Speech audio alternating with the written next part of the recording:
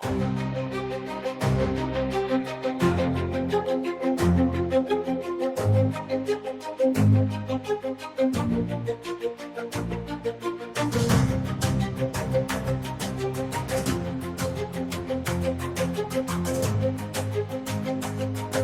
my view, Africa's weakness is mainly due to three things: technological underdevelopment, organizational incompetence, and military impotence.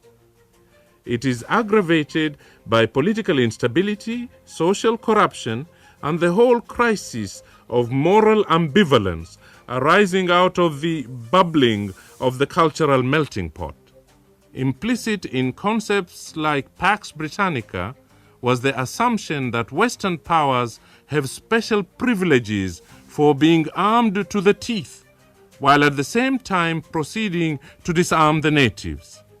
It was readily assumed that Western powers were civilized enough to initiate world wars, but Africans had to be stopped from waging tribal conflicts.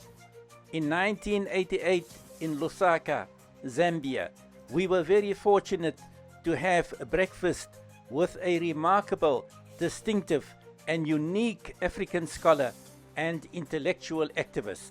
Ali Mazrui is a Kenyan-born global academic, public intellectual, and a leading political scientist on Africa, Islamic Studies, and the North-South relations. He was proudly a product of Africa. We met Professor Mazrui at a time when the African National Congress was still in exile in Zambia, other African countries, and different continents. We were also elated and blessed to meet up with some of our African National Congress leaders in exile in Lusaka. It does not take long for one to realize that Professor Mazrui characterises African optimism. He strongly negates African pessimism. One could sense his African optimism in his face and voice.